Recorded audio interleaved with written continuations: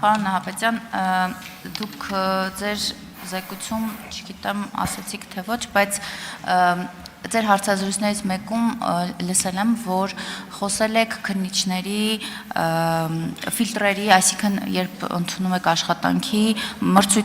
ունեք մոտ 44 թափուր հաստիկ եւ մրցույթներ եք հայտարարել, որոնք չեն համալրվել, որովհետեւ ունեք մի քանի ֆիլտրեր, մասնավորապես բարեվարկության եւ առաքինության ստուգման մասը ինձ համար անհասկանալի է, կխնդրեմ բացատրեք առաքինության ֆիլտրումը բարեվարկությունից ինչով է տարբերվում եւ ինչի մասին է առհասարակ խոսքը։ Շնորհակալություն հարցի համար, Տիկին Մանավազյան, նախ նշեմ, որ ունենք 44 թափուր հաստիկ օպերատիվ հետախուզական գործունեություն իրականացնող ստորաբաժանումում, որը այս պայդրությամբ համալրված չէ եւ ունենք ընդհանուր 11 թափուր հաստիկ ինքնավար պաշտոններ զբաղեցնող անձանց, այսինքն մասնավորապես քննիչների շրջանում։ Ֆիլտրերը, որոնք ես նկատի եմ ունեցել, դա առաջի հերթին բնականաբար վերաբերում է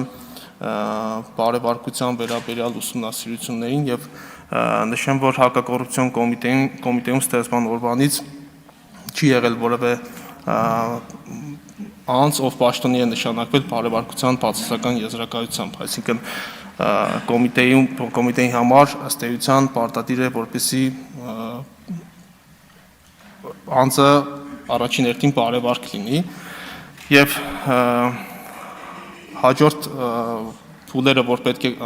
տեխնացուն անցնի, դա նաեւ որոշակի կերավոր քննությունը հաղթահարելն է, այնուհետեւ նաեւ բանավոր քննության ընթացակարգը հաղթահարելն է եւ նոր դրանից հետո տվյալ բոլոր փուլերը հաղթահարած անձին պաշտոնի նշանակելն է։ Ընդհանուր առմամբ, ինչպես գիտենք, բարեվարկության եզրակացություն ունի խորհրդատվական բնույթ բոլոր կառույցների համար, բայց հակակոռուպցիոն կոմիտեն կարևորում է կադրերի բարեվարկությունը, ինչ վերաբերում է առաքինությանը, ձեր կողմից նշած, ապա այն ոչ թե տեխնացուին ընդունելու համար նախատեսված ընթացակարգ է, ինստիտուտ է, այլ Հայաստանի Հանրապետության հակակոռուպցիոն կոմիտեով նախատեսված, կոմիտեի մասին օրենքով նախատեսված որոշակի ընթացակարգը, որը ստուգում է արդեն իսկ պաշտոնի նշանակված անձանց առաքինությունը, այսինքն թե ինչքանով են նշված անձինք իրականում իրենց աշխատանքում բարեվարկ, կարգապահ եւ անհանդուրժող կոռուպցիայի առանցին դրսևորումների նկատմամբ, այսինքն ինքը ընթացակարգ է, որը թույլ է տալիս ստուգել հակակոռուպցիոն կոմիտեի ծառայողին, որը կատարում է ներքին անվտանգության վարչության աշխատակիցների կողմից։ Համեցեք, արձագանք։ Եվ կխնդրեմ երկրորդ հարցս վերաբերում է մարդու ազատության սահմանափակմանը, ինչպես եք վերաբերում եւ պրակտիկայում ոնց եք, ինչ քայլեր եք ձեռնարկել, երբ մարդը դեռ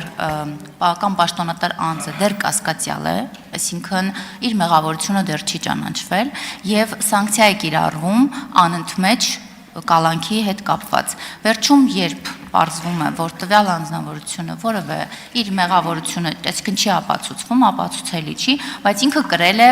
որոշակի ժամանակ կամ ժամանակահատված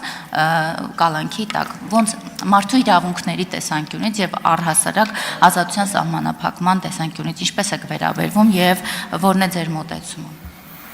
Շնորհակալություն Տիկին Մանավազյան, նախ ասեմ, որ կասկածյալ հասկացություն գործող քերական դատավարության օրենսգրքում չկա, դա նախատեսված է եղել նախկին քերական դատավարության օրենսգրքում, ներկայում կա ձերբակալվածի կարգավիճակ անձի եւ արդեն ունենք մեղադրյալի կարգավիճակ։ Եթե ձեր հարցադրումը վերաբերում է նրան, թե ինչ պետք է անենք այն դեպքերում, երբ որ անձին օրինակի համար կալանավորել ենք, սակայն պարզվել է, որ այդ անձը անմեղ է, այս դեպքում գործ ունենք արտարասվածի կարգավիճակի հետ եւ արտարասվածի մասով քերական դատավարության օրենսգիրքը